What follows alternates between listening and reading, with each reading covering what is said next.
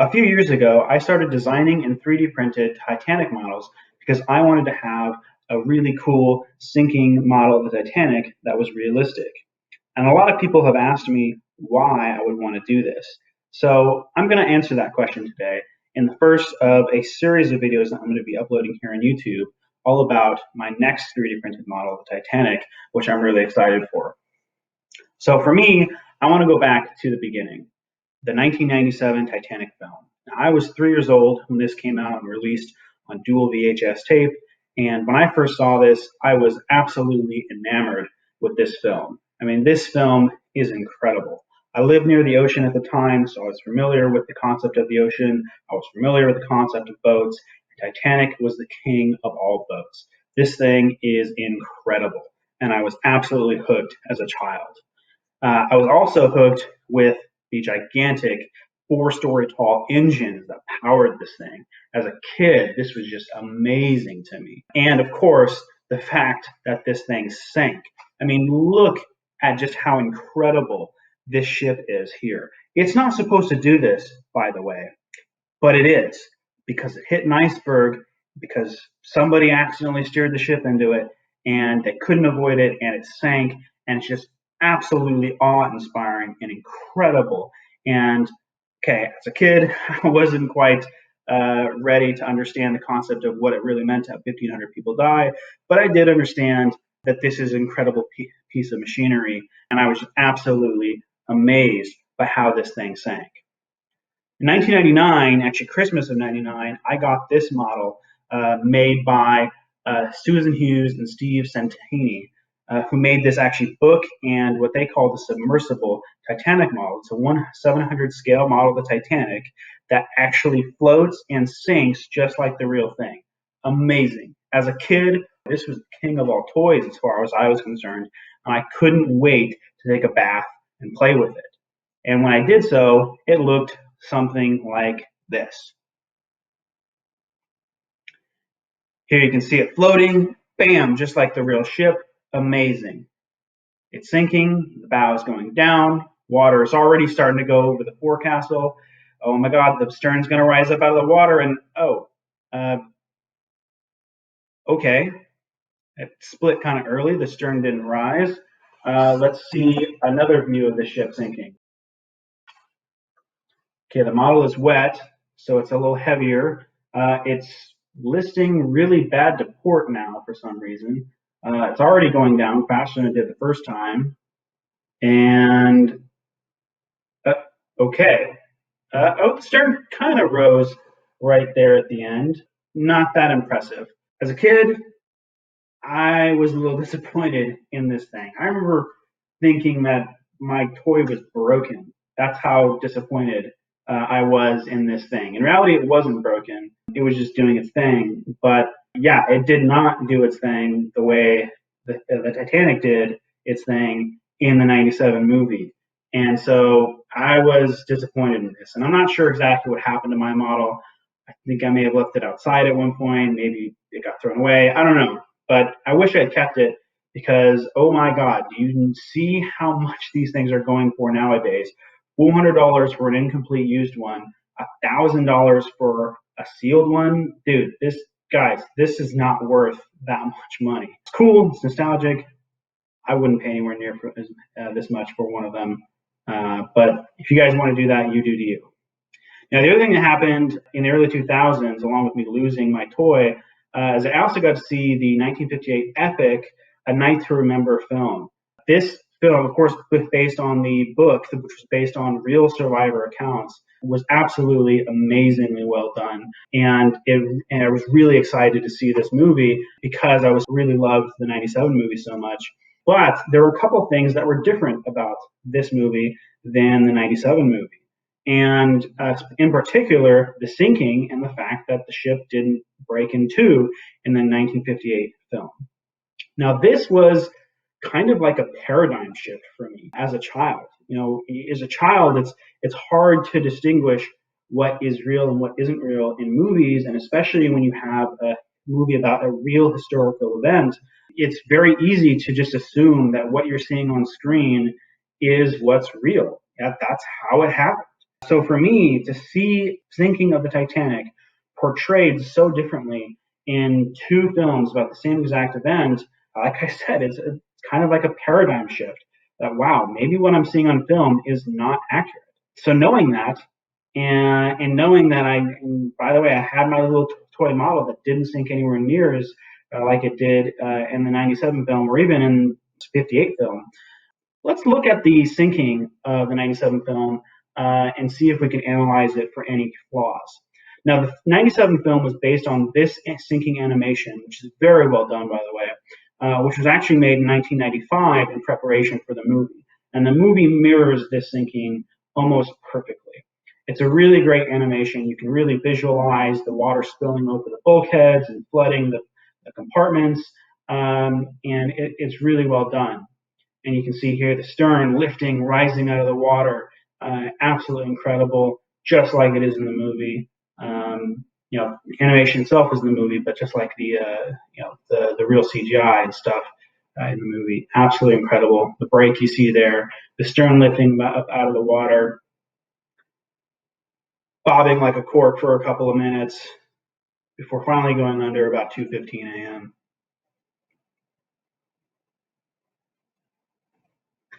All right, so let's look at this again and let's see if we can see anything that could be wrong or give us any clues that this might not be how it actually happened. So to start with, I'm going to draw the sea level here on the ship. And what do we notice?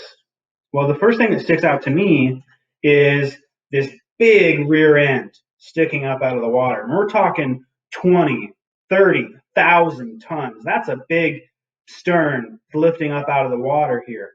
And to really visualize what 20,000 tons is, we can actually look at the anti-fouling red paint here on the bottom of the stern section hull to really visualize what this is. Because in reality, this is the section of the hull that is being displaced, or rather is displacing all of the water to lift up all of this weight of the hull when the ship isn't, sinking in its, in its normal configuration.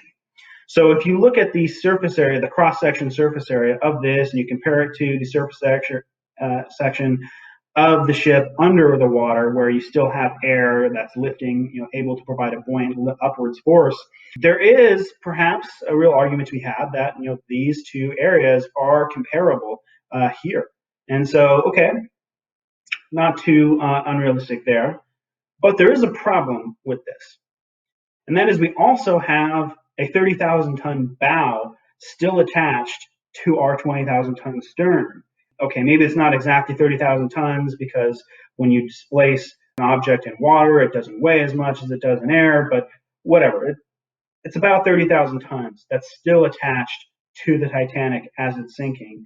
And there is just no argument that I can see for how this is comparable to the entire displacement necessary to lift the ship out of the water this much at this point in the sinking. That just doesn't make any sense to me. And so right off the bat, we can very quickly determine that this is not how the ship sank. Now, there are some other issues with the sinking as is portrayed in the '95 animation. For example, the brake is in the wrong spot. I can't really fault the animation creators too much for this because there was some evidence that hadn't been discovered yet on the wreck that led to much more modern and rather recent understanding of where the ship broke on the surface. And yeah, what is going on here with the stern lifting up so much out of the water, going completely vertical? Given the animation creators' understanding of displacement, I'm not inclined to believe this anymore. Now, I'm not the only one who wasn't inclined to believe this. In 2006, there were some Titanic experts who made this documentary called Titanic's Final Moments Missing Pieces, based on actually missing pieces, large sections of the wreck that had yet to be discovered until the early 2000s. And so, of course, they found the big keel sections that are right about here in the wreck. And by the way, look at how much they're zooming in because they don't want you to see how flawed their depiction is here. And they also were trying to rectify why the superstructure was so crushed in. And so they came up with this V-break theory here, which just doesn't make any sense to me. I'm sorry. Doesn't make any sense for reasons I'm about to go into. Um, yeah, did you notice how much they had to zoom in so you didn't see how much it didn't make sense? Anyway, but again, this was based on real evidence that they found. Now, what is some of that evidence? Well, like I said, the superstructure is collapsed and crushed in, looks like, on the back of the bow section. And you can see here the bow in 1985 and 2005, and it's crushed in. And oh, yeah, these are different. You notice some differences here. Primarily that the superstructure is significantly more collapsed in 2005 than it is in 1985. And so if you rewind the clock from 2005, 20 years to 85, you can see that it's clearly collapsing over time. So my question is, if you rewind the clock from 2005 to 85 and you have this big of a difference in how much is collapsed, what happens if you rewind the clock from 1985 another 70 years to 1912? Is any of this collapsed? I don't know. There's definitely an argument to be had there. At the very least, the collapsed superstructure you see here near the break cannot be used, in my opinion, as an argument for V-break theory. The other thing I want to point out here, this, by the way, is a video of my first model that I made. When the break happens, the bow section nosedives and the stern section falls back. Watch this again. Yeah, all that force is sending the bow down and sending the stern back. What is causing it to bend in the opposite direction? I don't see anything that would cause that to happen. And so V-break theory, in my mind, disproven. Okay, so James Cameron made the 97 film. It was absolutely an epic film. He heard the flack for it not being portrayed correctly. He saw a bunch of other theories, including the 2006 theory for that just didn't make any sense. And he was like, all right, let's figure this out once and for all. Brings together a team of experts in their respective fields. And they even have the balls to call this Titanic the final word. That's literally what they called this, as if to say that there will never be another argument for how Titanic sank. And to their credit, they do have 8 very highly respectable experts on their team. And we're talking people who literally design ships for a living and have to understand buoyancy much better than the average person. We're talking people who intimately know the wreck of the Titanic, artifacts of the Titanic, the layout of the Titanic, the design of the Titanic. James Cameron himself, who has spent a lot of time focusing in on understanding intimately the Titanic ship and how it sank. So if anyone should be able to come up with the correct theory and depiction of how the ship sank, it should be these guys. So let's see how they did. So this is their animation that they came up with in 2012. You can see it hitting the iceberg. It's not a great sign that the iceberg chunks sink, but we're not here to judge them on their understanding of how ice floats or not. Okay, here we have the ship, a cross section of the ship, showing us how it flooded, just like the 95 animation did. Really fantastic. We're also seeing the ship list to port here. Of course, the 97 film did not list at all in the movie, so they're correcting that here. Fantastic work. Really great shot of the bow going under. 97 film also had the stern lifting way up out of the water. They compensating for that here, definitely. Really cinematic shot of the bridge going underwater and the first funnel about to collapse. There it goes. Really great looking. Then we have the stern lifting out of the water. Interesting. And the brake. Okay, the brake is in the right spot, just in front of the third funnel, as we now understand it. Of course, we have the missing keel section pieces peeling away, and they're showing that here in the animation. Now, the other thing they were concerned about in the 2012 documentary was how the ship ended up where it did on the seafloor. So they're watching the bow section descend. Here's the stern section still at the surface, going nowhere near as vertical as it did in the 97 film. Well, maybe a little bit right at the very end. But yeah, overall, much, much better than the 95 animation, than the 2006 animation. Good job, guys. But let's see if we can figure out if maybe this isn't so accurate, or maybe it is. So let's look at the ship here. The bridge is just about to go underwater. At this point, it's still dry. The bow is completely underwater. And I'm going to go ahead and draw the sea level and the water line of the ship. And what do we notice? Well, I'll tell you what I notice. The pivot point is behind the ship. Now, my definition of pivot point is where the water line and where the sea level intersect. Maybe that's not the right word or phrase to be using to describe this, but I'm going to go ahead and refer to this as the pivot point. It's behind the ship, which doesn't really make sense to me. To be honest, there's an argument to be had over where the pivot point is as the ship goes down and where it moves, but behind the ship doesn't really make sense. Now I'm going to fast forward here, and what do we notice now? Okay, let's draw the water line, sea level and the water line again. And the pivot point has gone from being behind the ship to being what looks like just in front of the third funnel, and this is right before the ship breaks in two, by the way. Yeah, like I said, there's an argument to be had over where the pivot point is as the ship goes down, but for the pivot point to move forward at all, frankly, let alone significantly moving forward as the ship sinks, doesn't make any sense to me. You can visualize the ship sinking, when water enters the bow, as just adding weight to the front of the ship. And as you add weight to the front of the ship, it sinks lower. And when it spills over into the next compartment and the next compartment, that pivot point should be moving back as the ship sinks, not forward. So this doesn't make any sense to me at all. This is just total pure fantasy, in my opinion. And if you don't believe me, just watch this again. This is the point at which, the stern is lifting up. What is causing this?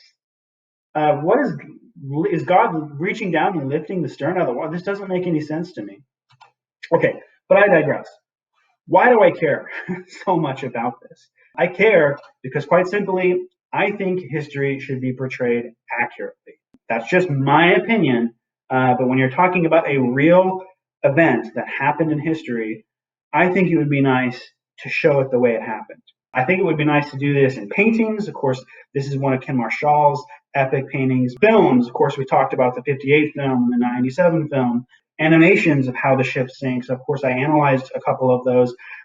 It would be wonderful if those could be accurate. I also think that it should be accurate in large projects, like, for example, Titanic Honor and Glory. This is an image from the game Titanic Honor and Glory, which is game I don't think is the right word to describe it. This is the most realistic recreation of the Titanic since the Titanic. It is so much more accurate and realistic. I think it would be a huge pity for them to depict the sinking in Titanic Honor and Glory in an easily debunkable way. And then, of course, another epic film. When this happens, I would like it to be portrayed accurately. And if you think just because there's no talk about making another film now, that they're not going to make one, let me just show you this real quick. This is a brief history of just some of the films about Titanic that have been made, going all the way back to a month after the ship hit the iceberg and sank, to one of the very first motion pictures with sound, to Nazi propaganda, to the epic 58 Night to Remember, to the Molly Brown musical, to the film that inspired Finding the Titanic, to one of the first IMAX motion pictures, to the 97 epic, and finally the 2003 Ghost of the Abyss. These are all theatrical releases of Titanic. And actually, if you don't count the 2012 re-release of James Cameron's 97 movie, the Ghost of the Abyss movie in 2003 is the last theatrical release of a film specifically about Titanic, which means we are now in 2021 in the longest period of time since the Titanic sank without a new theatrical release. So I think there's going to be another one, maybe not soon, but there definitely will be another one in the future. So how can we figure out how the ship sank? And I'm not going to use the words once and for all, but at least realistically, right? So we could try to figure it out subjectively, but in my opinion, and hopefully the results that I've shown you prove that doing it based on opinion doing it subjectively gives us just fantasy results. It doesn't make any sense. So in my opinion, that's out. Now we can also try to figure it out using computer simulation, but this can be very unreliable because you have to make sure the physics of the water is perfect. You have to make sure the model of the ship is perfect. You have to make sure that the displacement and the center of gravity of the ship and how much water can fill the ship is perfect in the simulation. If that's not done correctly, you can't trust the results. And if it is done correctly and has been done correctly, then I'm sorry, but based on what we've seen so far, we know that it's at the very least completely ignored by so-called experts out there. So that is also out in my opinion. So my solution, the reason I'm making this video, is because I think we should figure this out by building a scale model of the ship and sinking it in real life. There's no opinion in how a model sinks. If the model is built correctly, it should sink in a very realistic way, if not the same way that the real ship sank. And so I want to know, by building a model, the pivot point that the ship goes down by, the intersection of the water line on the ship and the sea level. I want to know the angle that the ship got to at certain points in the sinking. I want to know how high the stern got and how realistic it is to show the stern lifting high out of the water. Is that possible? This, by the way, is my second model, technically my fifth model, but I'll get into that later. And so it's not very accurate, I think, but it's still far more accurate than any of those animations I've shown you. Now, we can also figure out other theories with a scale model, like, for example, there's a theory that goes, if you opened up all the watertight compartment doors and let the ship flood all the way down the keel, would it sink in a more level way that maybe would take longer to sink than it actually sank? That's something you can test and prove with a model. What about if only 4 compartments had flooded? You could figure that out with a model. Everyone seems to think that the ship would have survived. Is that true? We could figure it out. So with that, I want to let you guys know that I am going to be building another model, and I will be releasing a few more videos come, so you can look forward to that. Like, comment, and subscribe. And oh, by the way, do you know that only 99.8% of you guys are not subscribed to my channel? You guys, I'm not a real YouTuber. It should be obvious. I'm making this in freaking PowerPoint. But okay, no, yeah. In all seriousness, you don't have to like, comment, or subscribe. I don't really care, except for to say that it does inspire me and motivate me to continue making these models and actually fulfill my promise. But yeah, so with that, next couple of videos in no particular order, making a model should be obvious. Should be the whole reason I'm making this video is to say that I am going to be making a new model. I'm very excited about it, and I think it's going to be really cool.